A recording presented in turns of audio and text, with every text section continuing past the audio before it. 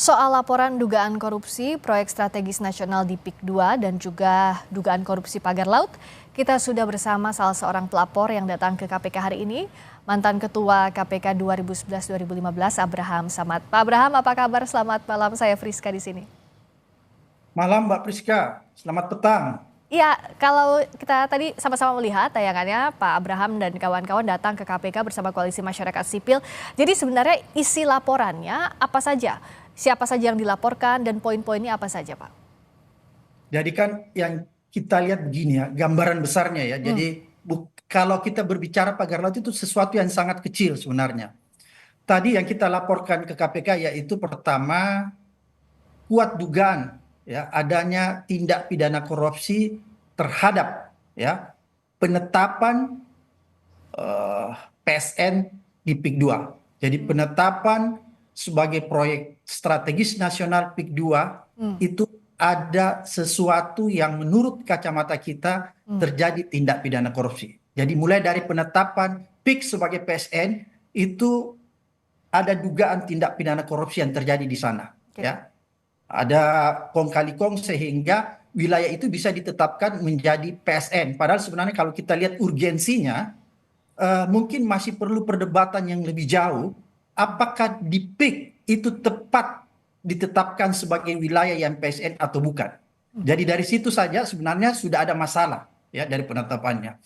Dan tentunya kita bisa lihat lebih jauh karena kalau bicara tentang perbuatan korupsi ada kerugian-kerugian negara ya yang dialami oleh negara. Kita kalau bicara tentang kerugian negara, kita bisa lihat juga ya bahwa sebenarnya yang terjadi di PIK sekarang ya banyak aset-aset negara itu sudah tidak jelas, sudah beralih bahkan sudah hilang. Misalnya dengan adanya proyek strategis nasional di PIK, ada sungai, ya ada wilayah-wilayah tertentu Hmm. itu menjadi hilang karena diuruk dan lain sebagainya. Oke. Oleh karena itulah eh, tadi kami dari Koalisi Masyarakat Sipil datang ke KPK untuk melaporkan adanya dugaan korupsi yang terjadi di penetapan, ingat ya, Ya. di penetapan PIK dalam proyek strategis nasional. Oke, Itu pertama. artinya kalau bicara soal penetapan dulu, Pak Abraham, siapa saja yang dilaporkan? Apa artinya bagian dari pemerintah pada saat itu dan juga pihak swasta? Iya, karena kewenangan KPK itu kan ada pada penyelenggara negara dan pihak-pihak terkait. Pihak-pihak terkait yang dimaksud dalam undang-undang itu adalah pihak swasta. Maka yang kita adukan, yang kita laporkan, ya tentunya Agung Sedayu, ya, sebagai perusahaan pengembang. Jadi kita laporkan Agung Sedayu dan kemudian siapa penyelenggara negaranya? Makanya dalam diskusi tadi dengan pimpinan KPK yang dihadiri Pak Fitro dan Pak Ibnu, kita menjelaskan bahwa KPK harus memeriksa seluruh penyelenggara negara, Hmm. baik yang ada di tingkat paling bawah, mulai dari kepala desa, bupati, sampai ke tingkat yang paling di atas, menteri maupun presiden yang mengeluarkan surat penetapan PIK sebagai proyek strategis nasional. Jadi ini kita minta semua diperiksa. Karena Oke. kita melihat begini, kita tidak mau ada seseorang atau ada individu-individu tertentu yang selama ini dikenal kuat ya dan bisa mengatur hukum di negeri ini, dalam hal ini Agung Sedayu Group, dia nggak boleh mengatur negara ini dengan seenaknya. Dia tidak boleh mengatur aparat penegak hukum dengan seenaknya di Republik ini. Oleh karena itu kita tegaskan tadi kepada pihak KPK bahwa KPK tidak perlu takut. Ya, kalau selama ini ada mitos menyatakan siapa yang menyentuh Agung Sedayu, Aguan CS, maka dia akan bisa apa tuh? Akan bisa mengalami sesuatu yang paling berbahaya. Itu kita akan support besar kepada KPK bahwa dia tidak perlu ragu, tidak perlu takut dengan orang yang bernama Aguan. Oke, Pak Abraham. Nah, untuk melampirkan laporan itu apa-apa saja bukti yang dibawa dengan adanya Oke, kecurigaan soal penetapan itu? bukti kita itu luar biasa banyaknya ya Mbak ya. Saking luar biasanya kita kolek dalam satu data, dalam suatu sistem. Dan tadi kita sudah sampaikan langsung ya kepada komisioner KPK bahwa kalau kita bawa sekarang ya kan kita belum tahu nih ya data-data apa saja yang diperlukan KPK karena kita harus menyelamatkan bukti-bukti kita. Kita harus menyelamatkan data-data kita. Maka tadi di dalam pertemuan dengan pimpinan KPK kita sampaikan kalau KPK misalnya masih memerlukan, karena kan kita juga yakin KPK juga pasti sudah mempunyai data-data awal terhadap adanya dugaan korupsi di PSN PIK 2 ya. Oleh karena itu kita sampaikan tadi di depan komisioner KPK yang hadir bahwa kalau ternyata KPK masih kekurangan data pendukung atau banyak data yang belum dimiliki KPK terkait dengan dugaan korupsi PSN PIK 2, maka kita akan menyiapkan data-data itu karena kita sudah kumpulkan di dalam kita sudah kolek dalam satu sistem yang kita simpan kan, dan itu kita tinggal serahkan kepada Jadi KPK. dokumen-dokumen terkait dengan laporan itu sudah ada menurut Sudah Pak ada, Abraham bahkan Syah? sudah lengkap. Hmm.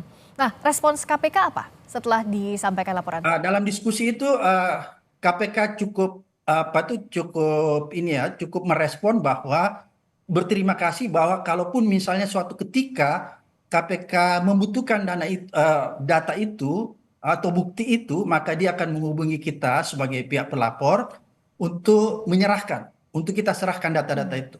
Yang jelas bahwa data-data kita udah siapkan dan kita udah kolek dalam satu sistem sehingga itu nanti akan mudah untuk kita serahkan kepada KPK. Oke, artinya kalau buktinya belum diserahkan, status laporannya seperti apa Pak Abraham? Apakah sudah diterima KPK untuk Sudah diteliti lebih lanjut? diterima, tadi sudah diterima secara resmi laporan kita karena kan di dalam laporan itu kita mengurai ya kronologis atau posisi kasusnya dan lain-lain sebagainya, kesimpulan dan lain sebagainya. Siapa yang patut diperiksa ya untuk bisa menerangkan atau lebih menjelaskan duduk perkara dari persoalan ini. Maka tadi kita sudah sampaikan diskusinya cukup panjang, bahkan kita terbuka siapa-siapa yang kita sampaikan tadi sebut namanya ini perlu diperiksa dan lain sebagainya. Makanya itu nanti KPK punya kewenangan untuk memanggil siapa-siapa saja yang dibutuhkan di dalam pemeriksaan awal. Sebenarnya tadi sudah clear ya sampai di situ. Oke, jadi artinya kalaupun sudah diterima, KPK memberikan lampu hijau untuk dilakukan pemeriksaan awal, bukan hanya diterima saja laporannya Pak Abraham. Ya, jadi ada prosedur ya di KPK karena kebetulan dulu saya pernah memimpin KPK. Kalau laporan itu sudah masuk di Direktorat Dumas, di bagian Dumas, maka yang akan segera dilakukan oleh Dumas ada yang disebut pull bucket, pengumpulan bahan dan keterangan. Ini semacam investigasi. Kalau setelah pull bucket selesai, maka itu dilanjutkan biasanya dengan proses penyelidikan. Mhm. Jadi Jadi tunggu itu dulu full proses itu bucketnya akan selesai, tapi KPK berjanji untuk menindaklanjuti ini ya, sampai pengumpulan bucket tadi ya. Walaupun tadi ada sedikit kendala, Apa itu Pak? sebenarnya sih bukan kendala, ada sesuatu yang ingin yang ingin diperjelas oleh KPK nantinya, karena kasus-kasus ini ada sebagiannya irisannya, bukan semua. Kasus PIK ini kan banyak sekali, Ya. Mbak ya, banyak sekali. Ada juga misalnya kasus korupsi tentang penerbitan sertifikat di atas laut, itu kan juga ada ya. Eh, Pagar laut. di pagar laut ada penerbitan beberapa sertifikat baik itu SHM maupun HGB di atas laut, itu juga bagian dari korupsi yang terjadi di PIK. Oleh karena begitu banyaknya kasus korupsi yang terjadi di proyek strategis nasional PIK ini, maka tadi pihak KPK mengatakan ini ada sebagian yang sudah mulai ditindaklanjuti, diselidiki oleh pihak Kejaksaan Agung. Itu Oke. tadi penjelasan KPK kepada kami. Oleh karena itu, nanti KPK akan berkoordinasi dengan pihak Kejaksaan Agung untuk mencari kejelasan Hmm.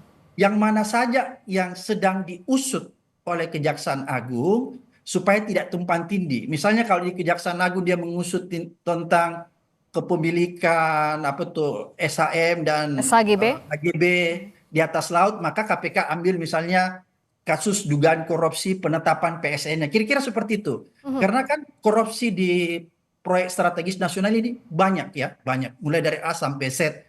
Jadi tinggal harus ada koordinasi di antara pihak penegak hukum agar tidak tumpang tindih. Tapi Pak Abraham, apakah dengan laporan ini memang momentumnya karena kasus soal pagar laut ini sedang naik juga diperbincangkan, bahkan Kejaksaan Agung juga sudah angkat bicara soal ini. Apakah karena momentum ini Pak Abraham? Sebenarnya bukan begitu ya, karena kalau kita bicara khusus masalah penyelewengan atau kasus yang terjadi di pagar laut saja, yaitu penerbitan penerbitan sertifikat yang tidak seharusnya atau yang melanggar hukum di atas laut, maka itu hanya bagian kecil sebenarnya. Jadi korupsi yang terjadi di PSN PIK 2 ini kayak gunung es ya. Jadi itu cuma bagian kecilnya saja sebenarnya. Jadi kalau aparat penegak hukum lebih jeli melihat, maka korupsi yang terjadi di sini banyak macam jenis-jenisnya, Mhm. eh, Mbak. Kira-kira seperti itu. Mhm. Ada gratifikasinya, ada suap menyuapnya, ada korupsi pasal 2-nya, kira-kira seperti itu. Nah, Jadi, kalau tadi dari yang oke. dilaporkan, antara poin yang dilaporkan soal penetapan, juga tadi rame-rame soal pagar laut, itu yang pihak yang diduga terkaitnya, apakah punya irisan atau bahkan sama? Oke. Kalau kita lihat sebenarnya sangat beririsan ya, sangat beririsan. Suspeknya mungkin sama, Mbak ya. Suspeknya ya, itu sama. Oleh karena itu, maka tadi penjelasan teman-teman KPK ini akan dikoordinasikan kepada pihak-pihak yang sudah mulai melakukan penyelidikan. Karena selain juga Kejaksaan Agung, kan ada juga kepolisian, tapi kepolisian itu menangani tindak pidana umumnya, yaitu Ya. siapa orang yang memasang pagar laut tanpa izin, itu kan tindak pidana umum. Tapi yang kita laporkan tadi ke KPK adalah tindak pidana korupsinya. Ya. Kira-kira seperti itu. Nah, unsur-unsur pidana untuk dugaan tindak pidana korupsinya, apakah sudah bisa dibuka, Pak Abraham, dari mana saja kira-kira pintu masuknya untuk unsur-unsur pidananya? Tadi kita sudah berdiskusi panjang ya sama sama pihak KPK, kita sudah menjelaskan secara detailnya, eh, dan rupanya memang KPK sedang melakukan pengayaan ya. Sebelum kita datang dia udah mulai monitor-monitor, dan katanya dengan adanya laporan ini mungkin dia akan lebih mempertajam lagi untuk melakukan pengusutan. Kira-kira seperti itu.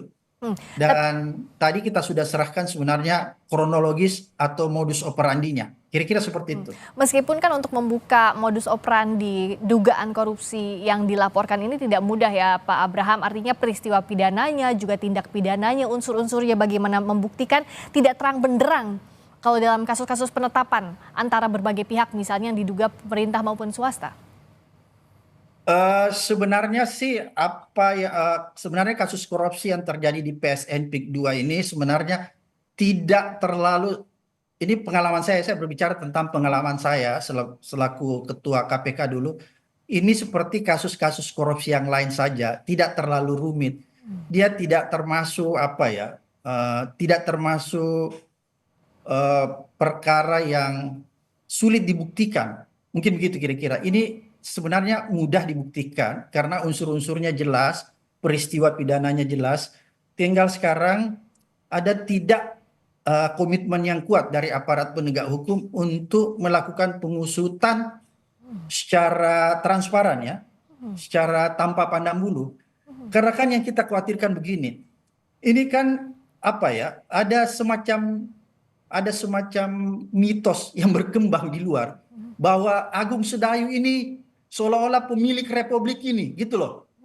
Dia bisa mengatur-ngatur semua, Oh, bahkan saking bisa mengatur-ngaturnya oke. dia bisa mengatur ada sertifikat yang bisa diterbitkan di atas Tapi laut. Itu kan mengapa salah satu. dianggap bahwa ini adalah tindak pidana korupsi yang mudah dibuktikan sebenarnya Pak Ya. Abraham? Kenapa demikian?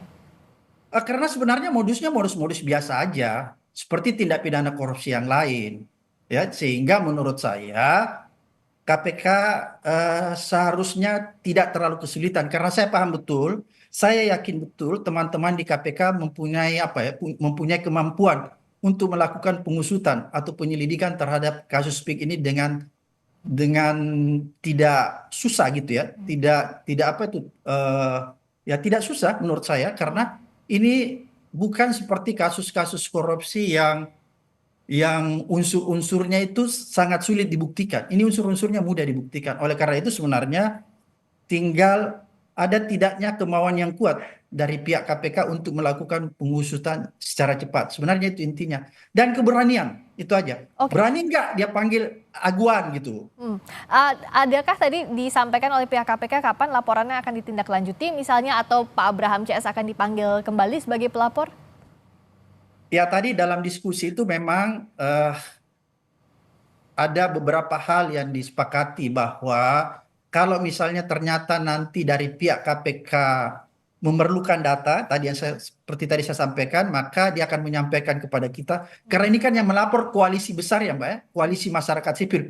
bukan Abraham Samad pribadi, banyak di dalamnya organisasi-organisasi NGO dan lain-lain sebagainya, tokoh-tokoh masyarakat dan lain-lain sebagainya. Ini koalisi besar, sehingga data-data itu menjadi besar, menjadi banyak, sehingga gampang kita kumpulkan.